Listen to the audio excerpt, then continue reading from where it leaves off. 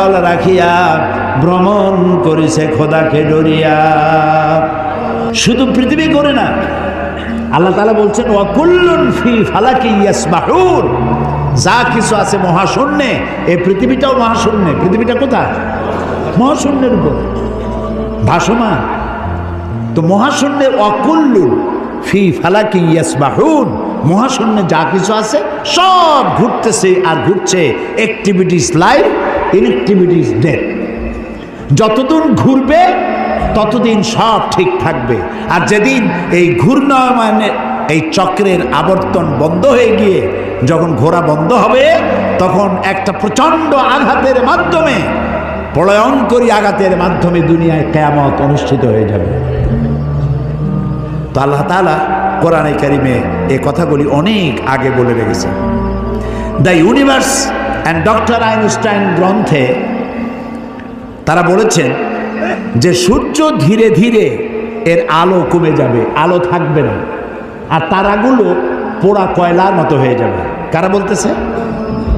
বিজ্ঞানীরা বলছে। কোরআন, ওরা আজকে যেটা বললো, কোরআন বলেছে অনেক আগে। কি বলেছে?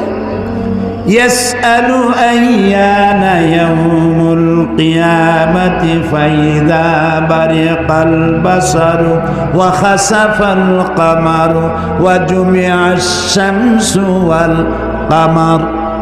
আল্লাহ তাআলা বলছেন এরা রাসূলকে জিজ্ঞেস করে কিয়ামত কবে হবে। তো আল্লাহ তাআলা বলছেন জবাব দিয়ে দেন, কিয়ামত হবে যে সময় চন্দ্র আলো হারিয়ে ফেলবে, সূর্য আলো হারিয়ে ফেলবে, আর চাঁদ আর সূর্য এগুলি সব একাকার হয়ে যাবে। তাহলে এই কথাগুলি বিজ্ঞান আবিষ্কার করার অনেক আগে কোরআন এসব কথা বলে রেখেছে। প্রকৃতির নিয়মে একদিন সব লণ্ডভণ্ড হয়ে যাবে। কুল্লু মান আলাইহা ফান, আল্লাহ তাআলা বলেছেন সব ধ্বংস হবে, কিচ্ছু থাকবে না আল্লাহ ছাড়া। কে ছাড়া? আল্লাহ ছাড়া কেউ থাকবে না, কিচ্ছু থাকবে না। এ কথা বিজ্ঞান জানার আগে আল্লাহ তাআলা কোরআন শরীফে বলে রেখেছেন। এই যে মাত্র 100 বছর পর্যন্ত, গত 100 বছরের আগ পর্যন্ত পৃথিবীর মানুষের ধারণা ছিল যে চাঁদ নিজে আলো দেয়, চাঁদ নিজে আলো দেয়। আর বলতো বুড়ো বুড়িরা যে চাঁদের মধ্যে যে কালো কালো জিনিস দেখা যায় ওইটা হলো একটা বট গাছ, ওইখানে একটা বুড়ি থাকে। তো ছোটোবেলায় চিন্তা করতাম আমরা বুড়ি অনেক করে কি, তো বলতো যে বুড়ি ওইখানে সুতা কাটে। তো তখন খুব বেশি চিন্তায় পড়তাম, এত পরিশ্রম করে এই বুড়ি সুতা কাটিয়া, এই বুড়ি খায় কি? পরে জানা গেল যে ওখানে বট গাছও নাই আর ওখানে কোনো বুড়িও থাকে না। এই চাঁদ এর নিজস্ব কোনো আলো নাই, এই কথা 100 বছরের মতো হলো বিজ্ঞানীরা আবিষ্কার করেছে। কিন্তু আল্লাহ তাআলা বলে রেখেছেন 1400 বছর আগে। সুবহানাল্লাহ। আল্লাহ তাআলা সূর্যকে বলেছেন, খুব লক্ষ্য করুন, সূর্যের আরবি হচ্ছে শামসুন, সেরাজুন, ওয়াহাজুন, দিয়াউন, এগুলি সূর্যকে বলা হয়েছে। এর অর্থ কি? সূর্যকে বলা হয়েছে আলো, আলো উৎপাদনকারী, উত্তাপ সৃষ্টিকারী, আলো বিকিরণকারী, উত্তপ্ত, উজ্জ্বল, প্রজ্জ্বল, আলো বিকিরণকারী, এটা হলো সূর্য। আর চাঁদ সম্পর্কে কি বলছে লক্ষ্য করুন। আলাম তারা কাইফা খালাকাল্লাহু সাবআ সামাওয়াতিন তিবাকা ওয়া জাআলাল কামারা ফীহিন্না নূরাও ওয়া জাআলাশ শামসা সিরাজা। মহাপবিত্র সেই মহান সত্তা আল্লাহ রাব্বুল আলামিন, যিনি 7 আসমান সৃষ্টি করেছেন। ওয়া জাআলাল কামারা ফীহিন্না নূরান, আর যিনি চাঁদ সৃষ্টি করে তার মধ্যে আলো দিয়েছেন। ওয়া জাআলাশ শামসা সিরাজা, আর সূর্যকে করেছেন উজ্জ্বল আলো সৃষ্টিকারী। দেখুন সূর্যকে বলা হলো শামসুন, উত্তপ্ত আলো, উত্তাপ সৃষ্টি করে, যেটা সেটার নাম শামসুন, সেরাজুন, ওয়াহাজুন, দিয়াউন। আর চাঁদের কথা বলতে গিয়ে আল্লাহ তাআলা বলেছেন কামারা মুনিরা, চাঁদের আরবি হলো কামার, আর মুনিরা মানে আলোক প্রাপ্ত। চাঁদের নিজের কোনো আলো নাই, আলো প্রাপ্ত হয়ে সেই আলো সে বিকিরণ করে, এই কথা কোরআন শরীফে আল্লাহ তাআলা 1400 বছর আগে বলে দিয়েছেন। সুবহানাল্লাহ। এরপরে আপনারা দেখুন, এই যে উদ্ভিদ, গাছপালা, গাছ আমাদের জীবনের শত্রু নাকি? গাছ আমাদের কি? কাজে যেখানে পান সমানে কাটেন। মানুষ সমানে গাছ কাটে, কিন্তু যে পরিমাণ কাটে সে পরিমাণ গাছ তারা লাগায় না। এই গাছ সম্পর্কে, গাছ আমাদের যে বন্ধু, গাছটা আল্লাহ রাব্বুল আলামিন আমাদের জন্য নিয়ামত হিসেবে দিয়েছেন। এটার কাজ হচ্ছে কি? আল্লাহ তাআলা বলছেন, ওয়াল আরদা বা'দা যালিকা দাহাহা আখরাজা মিনহা মাহা ওয়া মারআহা।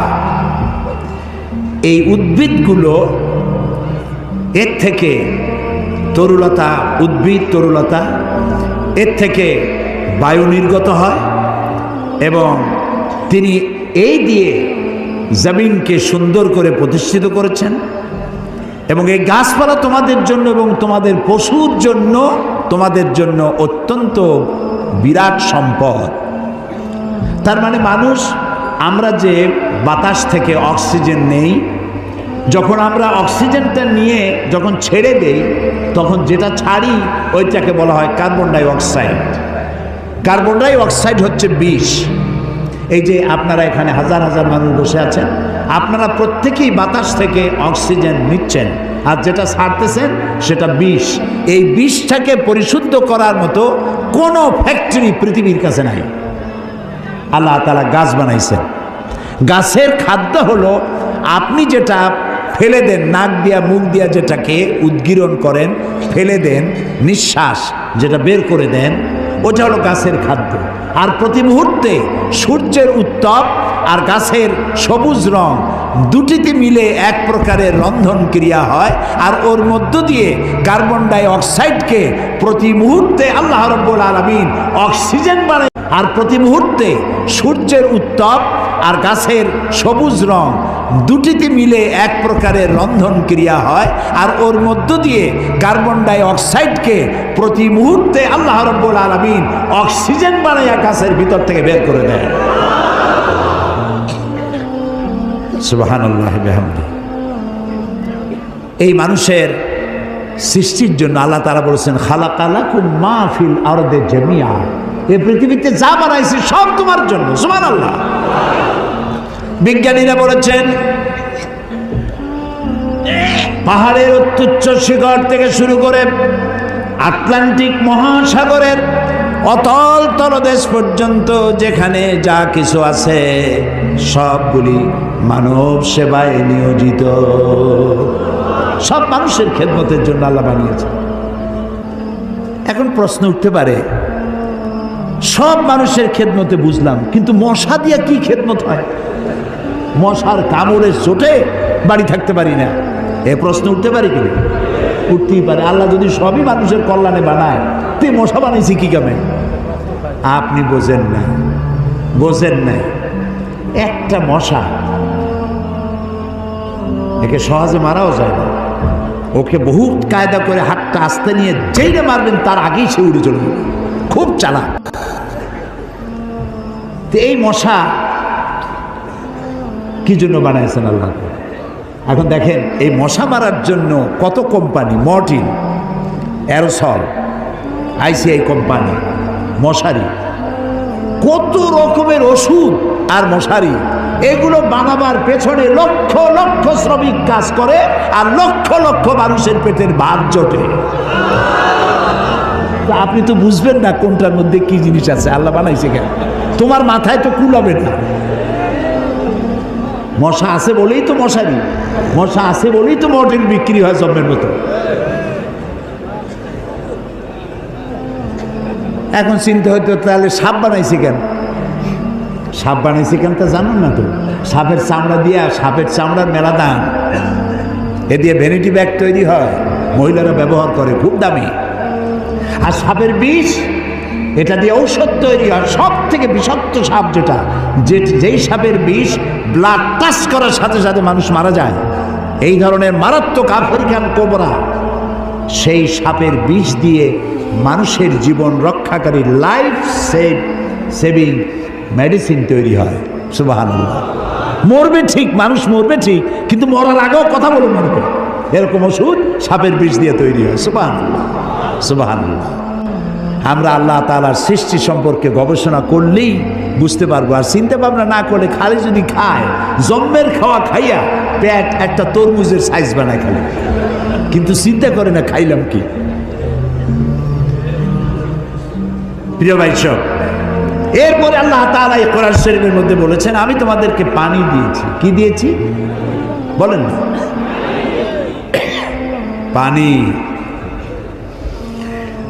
জীবনের জন্য পানি সব থেকে বেশি প্রয়োজন। জীবনের জন্য সব থেকে বেশি প্রয়োজন কি? পানি। এই পানি এর এক নাম হলো জীবন। পানির এক নাম, এই পানি যদি বগুড়ায় 10 ফিট উঁচু হয়ে আসে, নাম হবে কি? মরণ। একটু আগেই জীবন, পর মুহূর্তে মরণ। এই পানি আল্লাহ তাআলা জীবনের জন্য পানি সৃষ্টি করেছেন। ফারাক্কার বাঁধটার নানান রকমের বাঁধ দিয়ে, আন্তর্জাতিক নদীর বাঁধটার দিয়ে পানির সর্বনাশ হবে, নদীর নাব্যতা কমে যাবে, আপনার পানির সংকট হতে পারে। এটা সব থেকে বেশি কে জানে? এই আল্লাহর নামে তো আসতে কোন কেন, কে জানে? ওই আল্লাহ রাব্বুল আলামিন প্রাণী জগতের সবচাইতে বেশি প্রয়োজনীয় যেই জিনিসটি পানি, সেই পানির জন্য আল্লাহ রাব্বুল আলামিন একটি মহাদেশ, যেটা শুধু পানির পাহাড় অর্থাৎ বরফের পাহাড় দিয়ে ঘেরা একটা মহাদেশ, মানুষ নাই, জন নাই, মহাদেশটা শুধু পানির বরফের পাহাড় দিয়ে আল্লাহ বানায় রাখছেন। নাম কি? অ্যান্টার্কটিকা। এখানে শুধু আছে শ্বেত ভল্লুক আর আছে পেঙ্গুইন পাখি। এই পেঙ্গুইন পাখি পানির মধ্যেও ডুবাইতে পারে, বাতাস দিয়েও উঠতে পারে। এই পেঙ্গুইন পাখিগুলি আমি দেখেছি, সে ডিম পেড়ে তাকে 3 মাস 90 দিন ডিমে তা দিতে হয়।